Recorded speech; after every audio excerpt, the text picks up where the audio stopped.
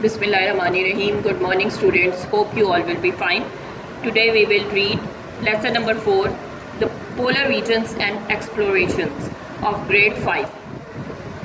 In this lesson, we will read about the geographical location of the polar regions and the features of the polar regions. Okay, now the North Pole is also known as the Arctic Circle, and the South Pole is known as the Antarctic Circle. In Arctic region, there is actually the Arctic Ocean and is composed almost entirely of icebergs. This is very little land except from the north coast of Asia and North American continents. The icebergs that are so huge and frozen hard that they appear like land masses.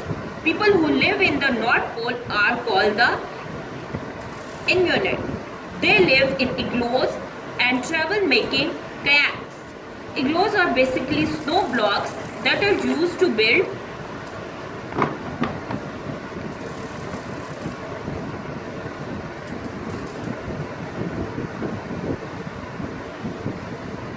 Igloos are basically snow blocks that are used to build homes.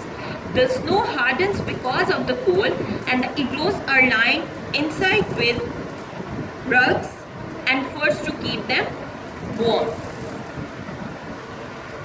And now second one, the Antarctic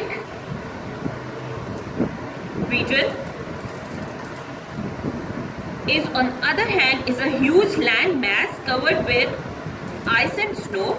The climate is very cold all year round and extremely cold in winter. There is no significant vegetation except for mosses and the leaves in summer.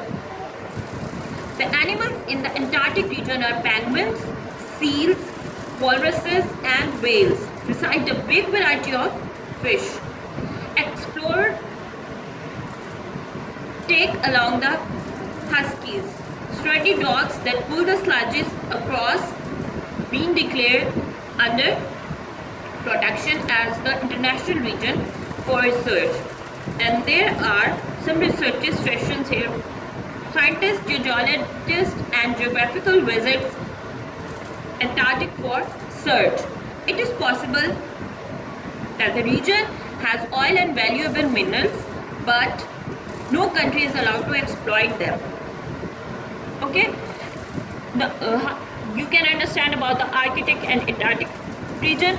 Now, why do we explore? As humans have always been curious about the world around them. Some early travelers simply wanted to find out more about the world. Other explorers went in search of wealth. They looked for land, minerals, oils, fields, spices and other resources. There are some famous explorers like Ibn Battuta, Vasco da Gama, Marco Polo, Neil Armstrong. Ibn Battuta was a Moroccan scholar and a traveler. He is known as the greatest traveler of pre-modern times. Ibn Battuta was born in 1305 in Tanga. He was from a family that produced several judges, but Ibn Battuta wanted to travel and to study religion.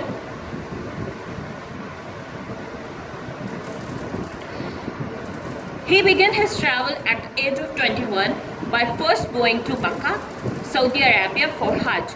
Next, he went to Damascus in Syria and then to Egypt via Tunis and Tripoli. Having developed a passion for traveling, he decided to see as many places on earth as possible. From Egypt, he went to Turkey, Iraq, Iran, Oman and Palestine. He traveled over difficult routes and finally, after crossing Afghanistan and the Hindu Kush mountain range, he arrived in India. Ibn Battuta stayed in India for a few of years. He was then ordered by the Sultan Muhammad bin Tughlaq to go to China. His journey met the disaster as bandits attacked his convoy. In a port in southern India, the local destroyed his ship. Ibn Battuta was afraid that the Sultan would be angry. He did not stay in India or go to China but went instead to the Maldives.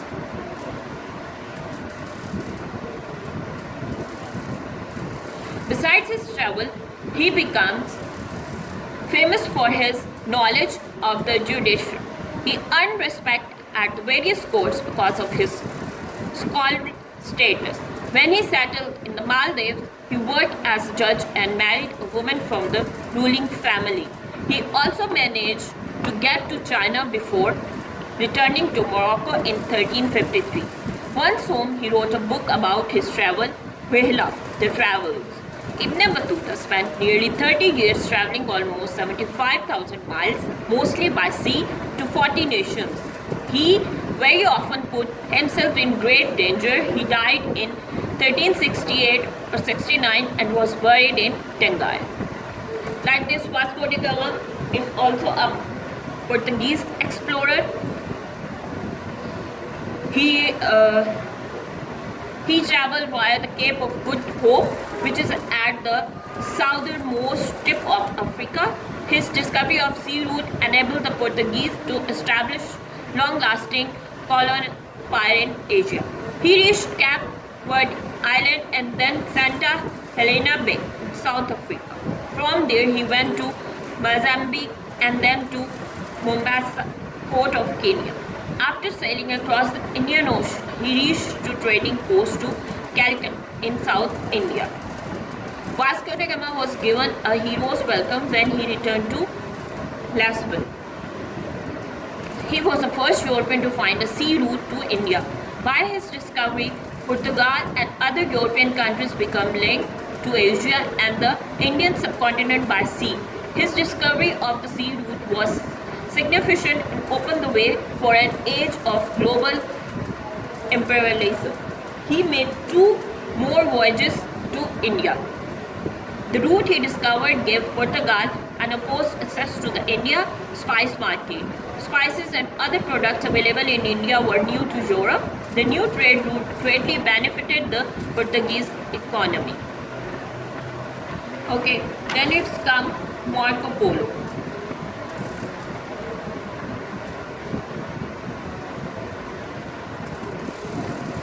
Marco Polo was a merchant and explorer and a writer. He was born in Venice, Italy in 1254. His parents were rich merchants. He was the first European who traveled to Asia during the Middle Ages. He spent his childhood without his parents as his mother had died when he was young and his father traveled a lot.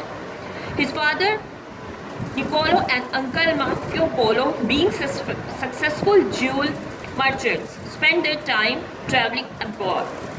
Marco Polo started his journey to Asia in 1271 with his father and uncle. His first journey was to China. He was a merchant like his father and uncle and was an explorer. He traveled a lot. Between 1271 and 1295, for 24 age, he traveled with his family. He lived and journeyed through different countries in Europe and Asia. He traveled to China after crossing many cities, the Gobi Desert and the Hindu Kush Mountains. The king of China at that time was Kublai Khan, who made Polo his representative. Polo spent 17 years in China traveling and learning about its culture. China was a rich country at that time and Morocco was impressed with the wealth and prosperity of the Chinese. He returned home after 24 years in 1271. The journey to Venice took him 2 years. He wrote a book, The Travels of Marco Polo, which describes his journey and experiences. He died in 1324. Then Neil Armstrong. Neil Armstrong is different from all the explorers described in this chapter, while all the others had discovered and explored places on Earth. Neil Armstrong had the honor of being the first explorer to go into space and walk on the moon. The first man who reached the moon, who put first step on moon, is Neil Armstrong. Neil Armstrong was born on 5th August 1930 in he started working at NASA after getting his bachelor degree in aeronautical engineering and his master degree in aerospace engineering from University of Southern California.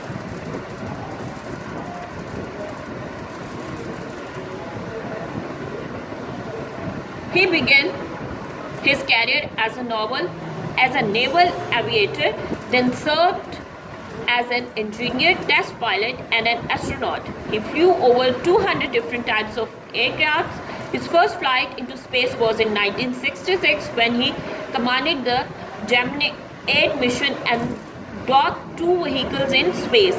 In July 1969, he was the commander of the mission in Apollo 2, which landed on the moon.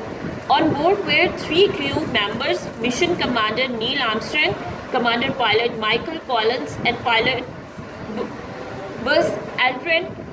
On July 20, 1969, Armstrong became the first man to walk on the space of the moon. When he took the first step, he said, "One small step for man, one giant leap for mankind."